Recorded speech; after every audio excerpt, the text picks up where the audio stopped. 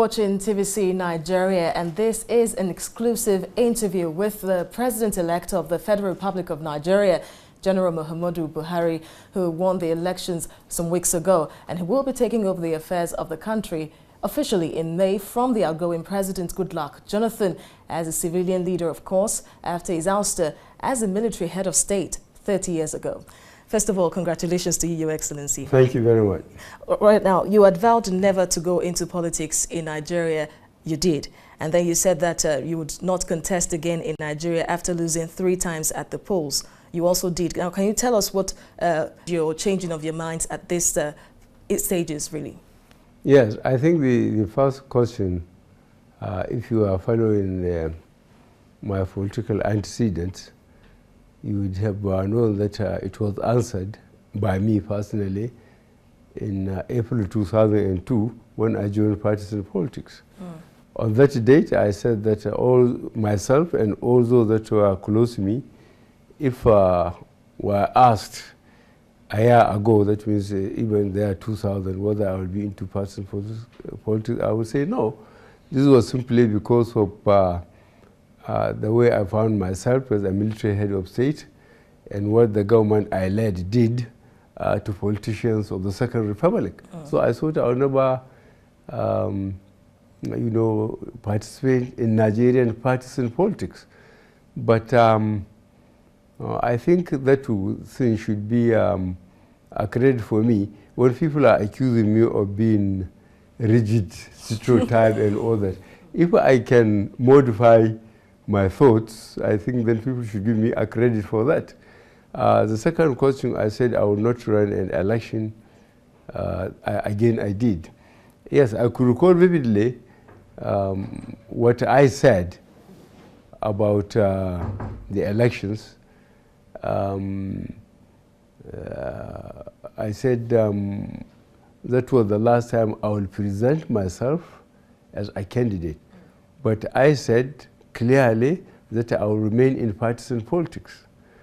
And I have answered this question so many times to your colleagues that people from states and both politicians and non-politicians came and said that I cannot say that I will not participate. Since I said I will remain in partisan politics, then it is my party that will decide what to do. And I agreed. So eventually, if you could recall, I was in ANPP. I left the ANPP. We floated CPC, and then we decided to have a merger, which got the 3 main political parties together under the name of APC, and that's how we arrived where we are today. When it was clear that you were going to win the presidential election this time around, how did you feel? And then the point where President Goodluck Jonathan put a call across to you, congratulating you even before the election results was announced. Yes, well, that was, I think it was a landmark in Nigerian political history. Firstly, for an opposition party, to successfully win an election against the incumbent party, which had been there for 16 years. And I think more significantly, what the president did by calling me before even the final tally and before the announcement of INEC and said that he's congratulating me for winning. That has, I thought, a remarkable statesmanship, and that stabilized the politics of this country. And I think he is going down into history for such, because from the extension of 6 weeks, I think many observers, and especially Nigerians, feel that the elections and the results are going to be controversial.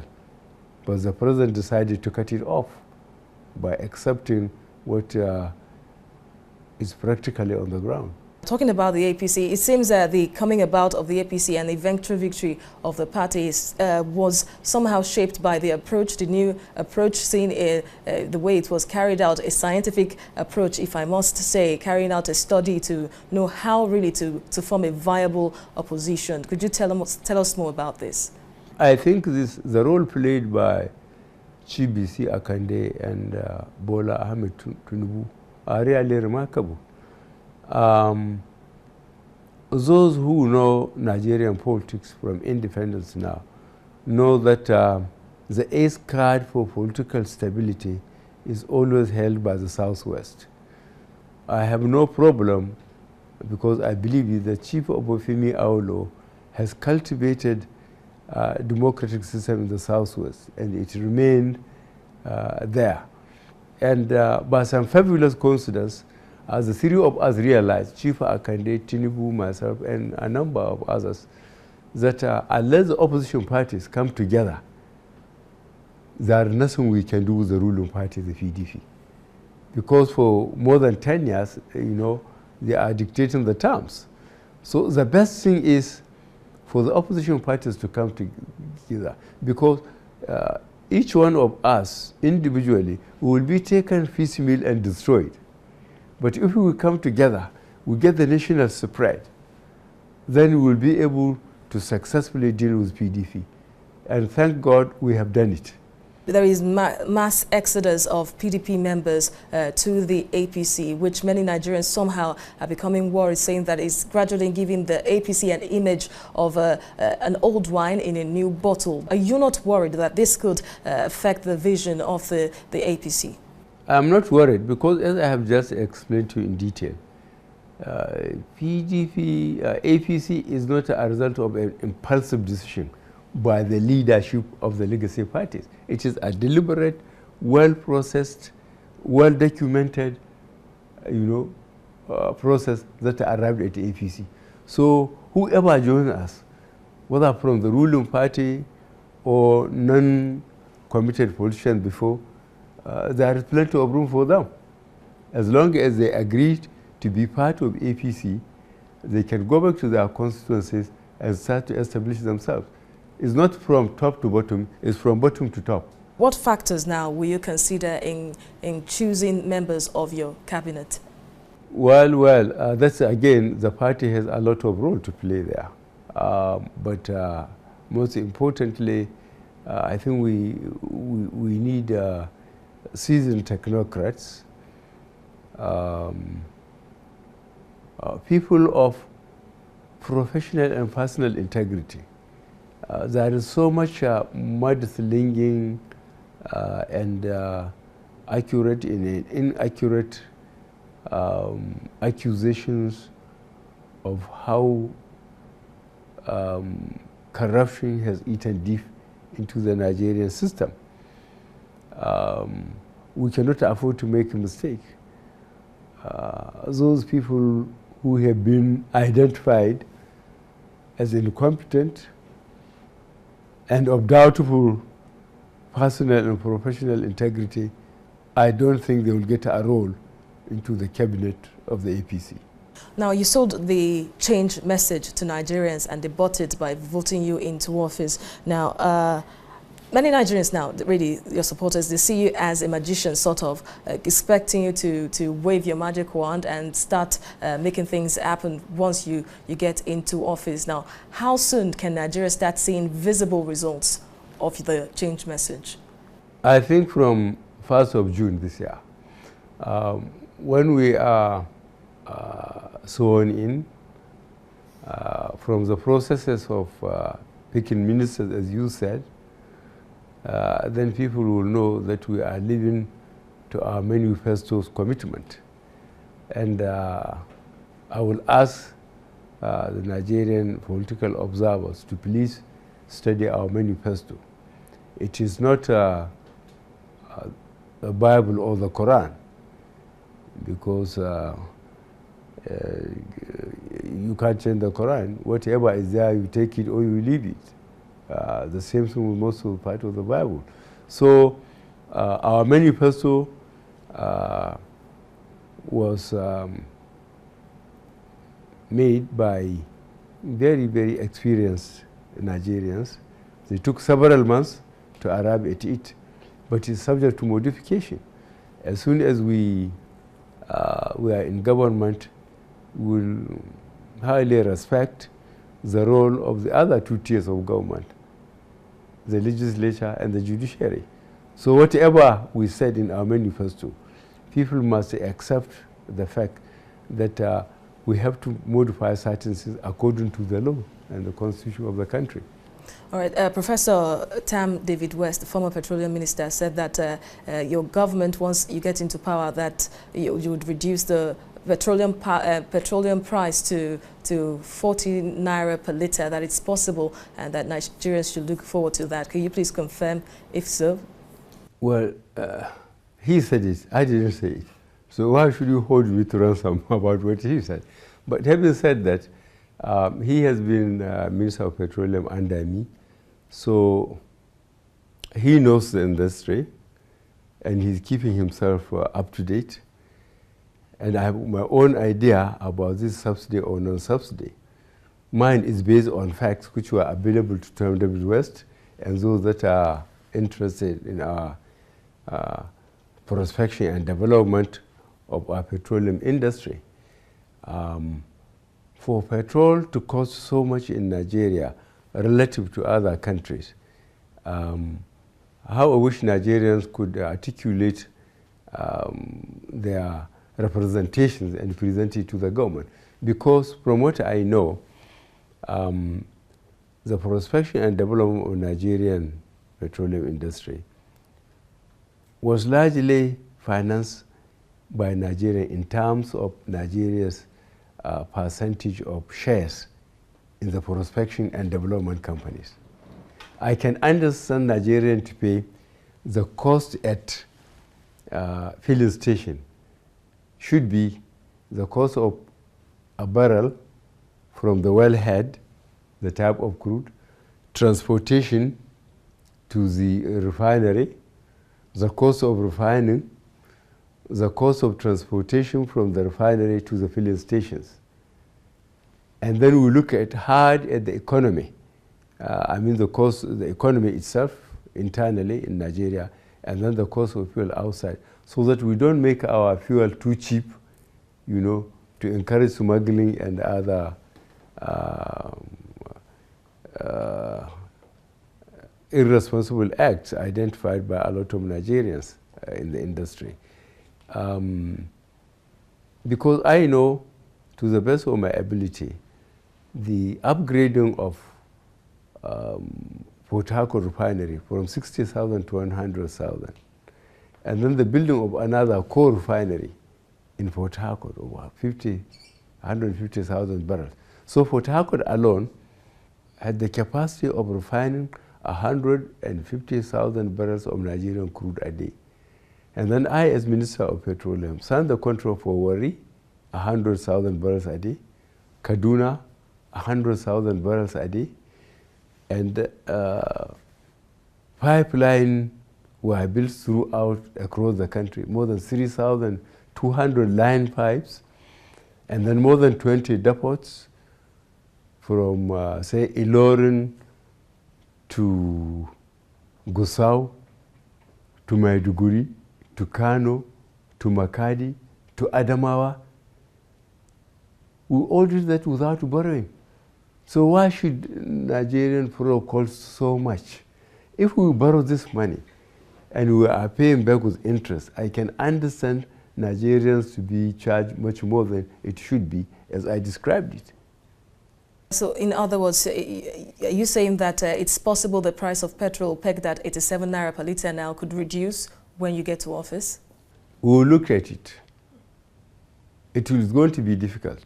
The reason is this. Virtually the infrastructure has been destroyed by neglect, by PDP.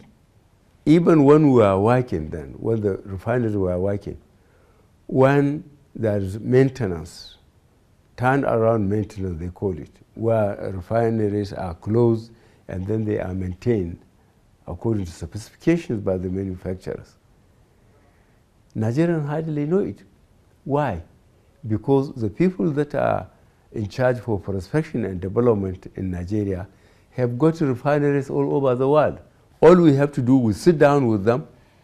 We are going to get so many thousands of Nigerian type of barrels that will yield so much petrol, so much kerosene, so much diesel.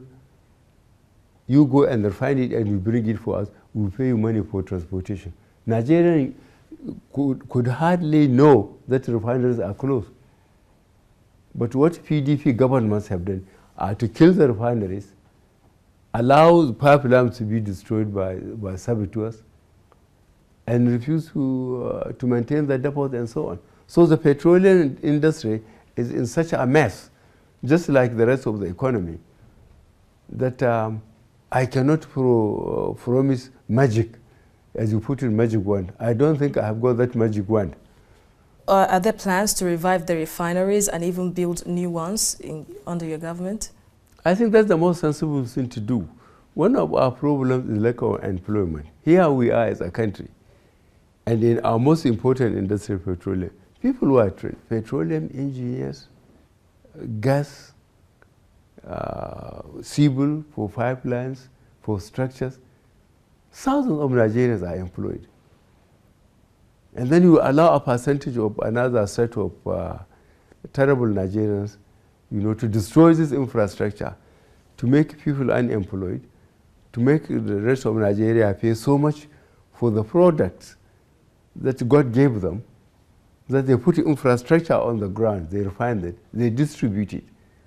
They allow a corrupt party within 16 years to destroy that vital economy, along with others. The good old NEPA and Power Holding Company of Nigeria have been sold. Now those who bought them, we have to study what have they done with them. At the time, the government said it voted 7 billion naira for that conference. ASU was on strike. I think this government has capacity for wrong priorities. We just have to block all loopholes, how people siphon public funds.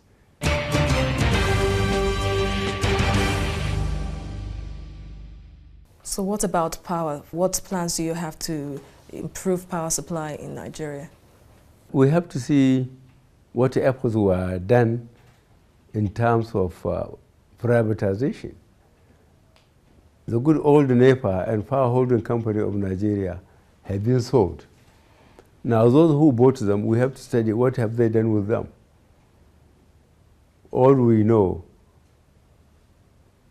at least 20 billion United States dollars have been spent on power between 1999 and now. What are the results? There's a lot of work to be done. The country doesn't have a national carrier in the aviation industry, but there are many private aviation airlines around. Now, is there a plan by a government to let Nigeria have a national carrier? I like to treat patriotism with a lot of economic sense and common sense.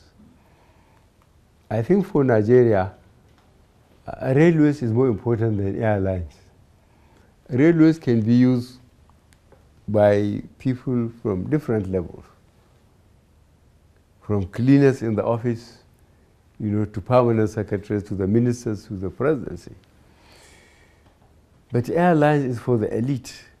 Mostly it's for the elite, those that can afford to pay. But my personal opinion, this is my personal opinion, I don't think the party has come up with its, in their manifesto. I would give Nigerian railways more priority over Nigerian Airways and Nigerian shipping line. And would give priority to the roads because of the way they affect the economy, especially link roads, roads to the rural areas and so on, where food stuff is brought to the urban areas, where people move either to work and back. So there is a lot of work to be done, but our party, as I said, our manifesto has seen it all. They condensed it, but it can be expanded. And with the participation of the legislature, we will identify priorities and work very hard to get things done. Now, you promised to fight corruption and, of course, improve security in the country. Don't you think this, too, will be a challenge really to tackle effectively? we have three fundamental problems in Nigeria. One, insecurity. Two, unemployment, the damage done to the economy. As I have just mentioned, only one part of it, the petroleum industry. Three, corruption.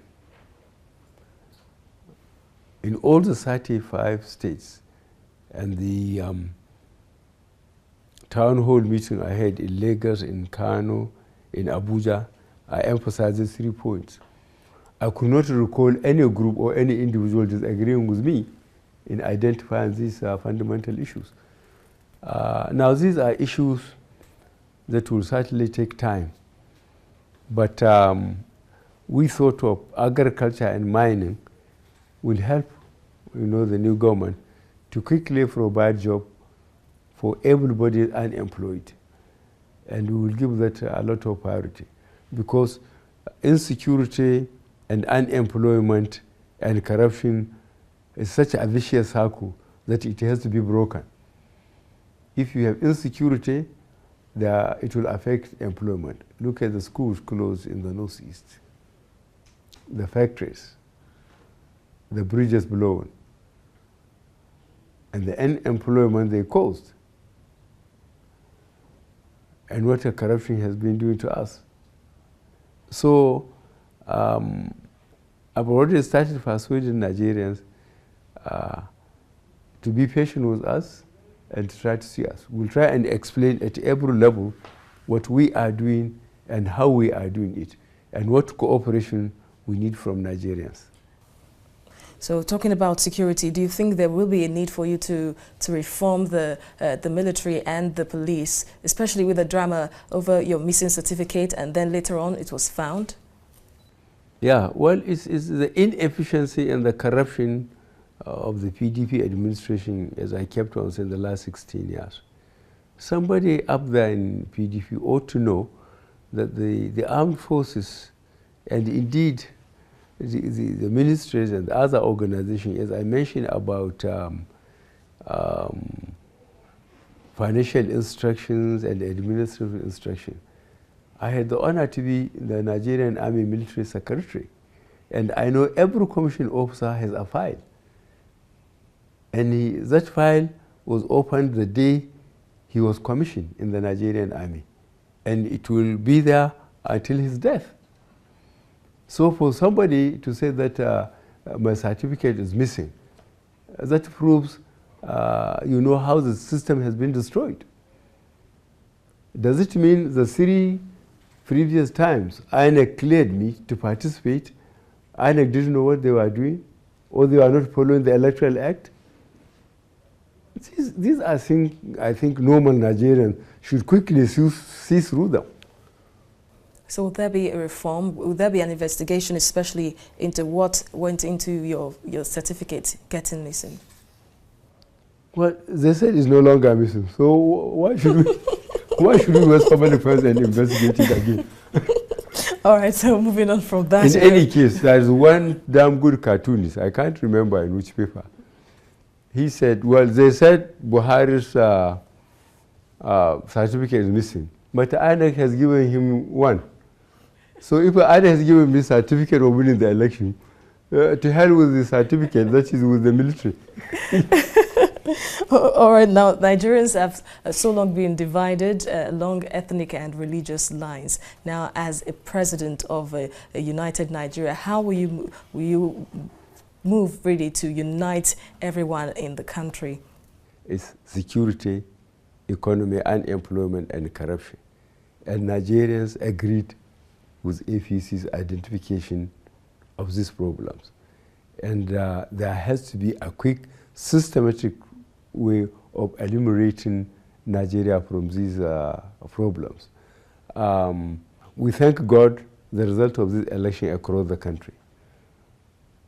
It has dealt with what we brought out our social problems across ethnicity and religion. People just voted for APC, a party that promised them to make sure that Nigerians will have a fair deal during its rule in this country. Now, will you look into the recommendations in the National Confab report? Well, frankly, I haven't studied it. I have a problem with that conference. My problem is this, if you could recall. At the time, the government said it voted 7 billion naira for that conference. ASU was on strike. And teachers on the tertiary institutions, polytechnics, were on strike. These strikes were at least for a whole academic year.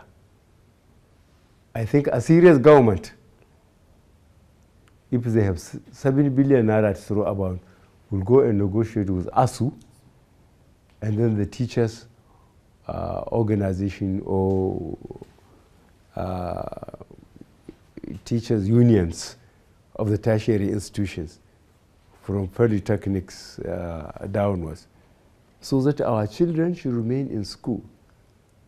Even complement equipment, and other social facilities, for educational institutions. I was so much personally against that thing because the National Assembly is there. I believe the executive ought to have sent a memo to the National Assembly if they want a constitutional amendment. This is in line with the Constitution of 1999 as amended. Why go and take 7 billion that we could not afford when our children are on the streets? I think this government has capacity for wrong priorities that are hurting us as a nation.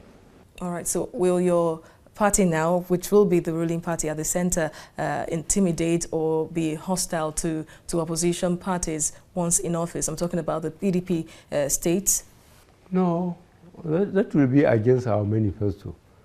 Our manifesto strengthens social justice.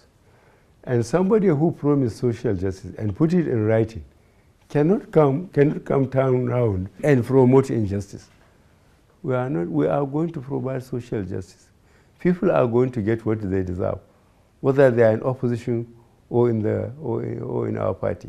What basically do you hope to achieve in your first 100 days in office? I think the three things I mentioned: security, employment, which means improvement of the economy, and really giving corruption a bloody nose.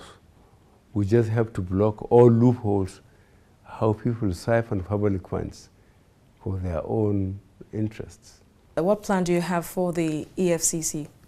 Well, I think when I get there, I will find out what the EFCC has been doing, and so that I will know what to do with them. All right, thank you very much, Your Excellency. It's been quite interesting chatting with you, exclusively telling us your plans for Nigerians once you get into office officially in May. Thank you very much.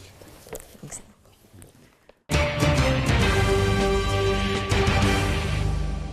I'm Major General Muhammadu Buhari, GCFR, President-elect of the Federal Republic of Nigeria. And I am very grateful to TVC for taking the opportunity to take such a detailed interview of my opinions on political issues, on economic issues, on security issues that will certainly concern the government as from 30th of May this year.